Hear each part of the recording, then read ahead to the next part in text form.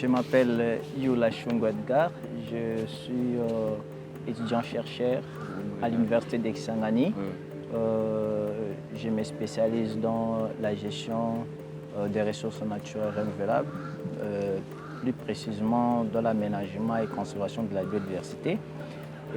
Si nous sommes là, c'est dans le cadre de conclave du bassin du Congo. Ces conclaves du bassin du Congo visent à rassembler les différentes parties prenantes, que ce soit du côté scientifique, société civile, les privés, le secteur privé, pour voir comment échanger les expériences vécues au sein du bassin du Congo et étendre ces efforts dans l'ensemble de la région à travers des réseautages, quoi. Et voilà, c'est ce que nous faisons. Je suis le rapporteur du groupe 2. La thématique que nous développons est celle de la gestion durable des déchets. Et donc, nous avions commencé la séance depuis hier. On a été répartis en groupes où nous avions essayé de relever quelques forces, quelques faiblesses dans la gestion de déchets et les opportunités, voire même des menaces qui sont causées par les déchets plastiques. Et en voyant le point fort, la force dans la gestion des déchets, et nous avons, il y a l'existence un peu de, il y a la disponibilité foncière, il y a également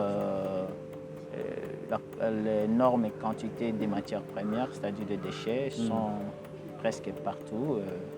Y compris également, nous avons la disponibilité de main-d'œuvre qualifiée.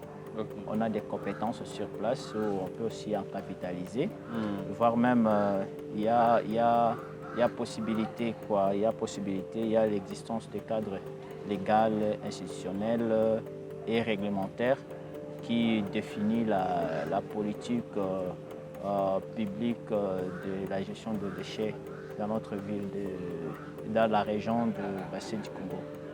Ouais, vraiment, la problématique de la gestion des déchets n'épargne personne. Et les amis du Gabon nous ont parlé de leur expérience, que ce soit ceux de Guinée équatoriale, Cameroun, Congo-Brazzaville, ainsi que nous de la RDC. On a pu échanger. Alors nous avions vu la meilleure façon de coopérer, de demeurer en commun et lutter contre cette pollution serait de faire un projet qui va couvrir l'ensemble de la région, qui est le projet de la gestion durable des déchets du bassin du Congo. Nous parlons juste de déchets dans son ensemble, parce qu'il y a ceux-là qui se spécialisent dans les déchets biodégradables, il y a les autres qui se spécialisent dans les déchets non biodégradables. Alors, tous ces déchets-là ont des impacts dans l'environnement. Alors, on doit en valoriser et réutiliser pourvu que notre environnement soit sain. C'est un peu ça. Personnellement, et c'est aussi la vision, soit l'attitude de tout et chacun dans le groupe, nous sommes partants de cette création de réseau parce que ça permettra de sorte que nous fassions un suivi de près de l'état d'avancement de toutes les décisions, soit des résolutions qu'on a prises comme qu'on a décidé pour que nous protégions notre forêt, notre bassin du Congo. Et ce n'est pas seulement la forêt, il y a aussi les réseaux hydrographiques que nous devons aussi en protéger parce que tous ces déchets-là en finissent, la grande quantité en finissent dans des océans, dans des rivières, dans des fleuves qui par même attaquer l'écosystème aquatique, ce qui pourrait nous rattraper dans les jours à venir dans les chaînes alimentaires. Et donc nous sommes appelés à voir comment gérer durablement ces déchets. Et à travers les réseaux, ça pourrait nous faciliter beaucoup de choses. Je ne suis pas au Gabon, je suis à Kisangani ou soit à Kinshasa. On peut se communiquer avec les amis de Gabon pour voir l'état d'avancement de ce projet vers le Gabon et de part et d'autre. Voir qu'il y a de déchets qui ne cessent de s'accumuler dans l'ensemble de la ville de Kinshasa.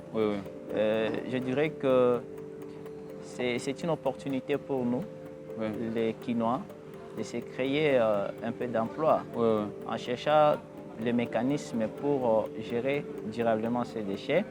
Mais aussi, il y a un auteur camerounais, si je ne me trompe pas, Zamenga Batukezanga, qui avait dit quand on veut faire un voyage de 1000 km à pied, cela ne commence que par le premier pas. C'est-à-dire pour que notre ville soit saine, ça ne nécessite pas l'effort de tout le monde, ça nécessite d'abord l'effort personnel. Moi, personnellement, je dois commencer à gérer mes déchets que je produis. C'est-à-dire si j'achetais une bouteille d'eau, au lieu que je jette ça, je peux garder pour aller mettre où il y a les collecteurs publics. Et une koloba que lobi na biso et eza na maboko na biso moko. Ba autorité au baza lelo bazalaki kaka lokola biso. Et quand bango bazalaki wana tango ba konzi misu bazalaki liboso na bango bandaki kozela tour na biso tokosalaka bongo te.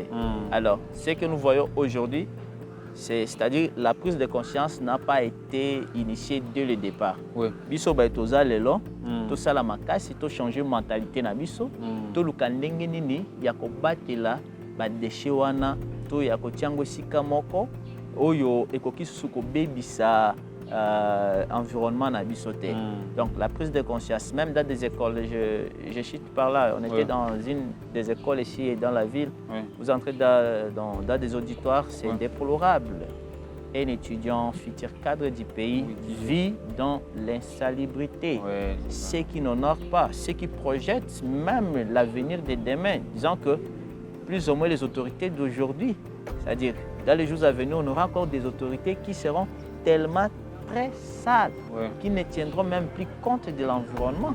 Quand on vit dans des saletés, on vit envahi par des bouteilles, envahi par des déchets, on ne tient même pas compte des maladies, soit des conséquences négatives de ces déchets, soit de ces ordures. Vraiment, c'est regrettable pour l'avenir de demain. Donc, j'invite et j'appelle tout le monde, surtout nos étudiants, de prendre conscience, de très bien gérer ces déchets.